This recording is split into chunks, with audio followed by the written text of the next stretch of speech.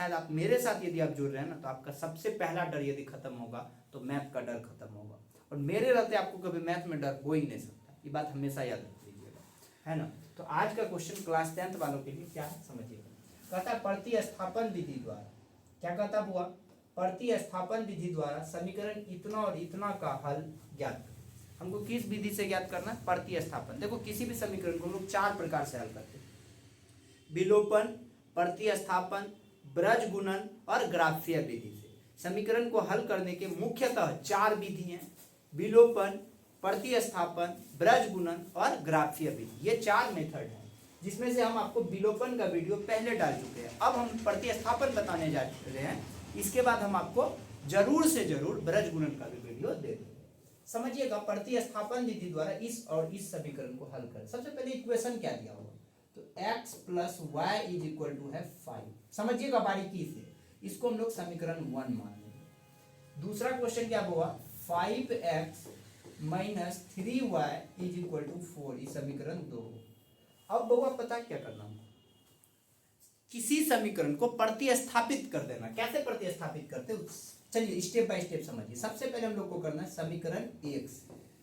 बहुआ हम 1 से लिखे, जरूरी नहीं है कि आपको भी 1 से करना है, 2 से भी आप कर सकते हैं, लेकिन अभी जो हम सिद्धांत पे चल रहे हैं ना, अभी वही सिद्धांत अपनाइए। अभी आपको एग्जाम बहुत नजदीक है, उसका तैयारी करना, ना कि आपको बहुत ज्यादा ब्रिलियंट बनना है ना। ब्रिलियंट बनना है तो आपका बैच लॉन्च जब होता है तब जाकर के आप लोग ज्यादा से ज्यादा मेहनत करके जुड़ाएंगे। अभी समझिए एक स्टेप को कैसे करें। क्या है, x प्लस वाई बराबर 5, ये समीकरण 1 से हम चल रहे हैं। अब क्या करना, प्लस वाई को उधर लेकर के चल जाना है, और 5 माइनस क्या हो जाएगा, y प्लस वाई उधर जाकर के माइनस, ये हो गया हम लोगों का समीकरण। एक समीकरण को उठाया और उसमें से मान जो था प्रतिस्थापित कर दिया, मतलब चेंज कर दिया।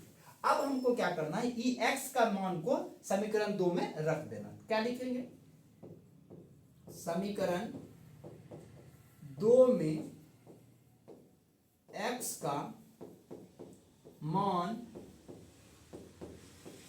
रखने पर, बहुआ समीकरण 2 क्या है, तो कहोगे सर 5x माइनस 3y इज इक्वल टू 4, है ना।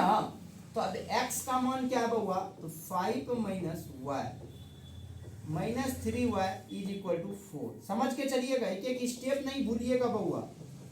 5 into 5 25, 5 into y 5y minus 3y is equal to 4। अब इसको यदि हम उधर लेकर के जाते हैं तो देखो क्या, अब यहां पे हम थोड़ा सा बना देते हैं ना, जो आपको देखने में कठिनाई ना हो। इफ 25 उधर चले जाएगा, इधर क्या बचेगा, माइनस 5y और माइनस 3y बराबर क्या हो जाएगा बुआ, 4 और माइनस 25, तो माइनस 8y बराबर माइनस 21। माइनस माइनस कट गया, y का मान निकल गया 21/8। कितना निकला बाबा, 21/8। समझ करके चले कि नहीं चले, यहां तक आपको शायद एको जरा सा दिक्कत नहीं हुआ होगा। और y का मान हम लोग निकाल दिए 21/8। अब इस y का मान समीकरण 3 में रख दीजिए। y का मान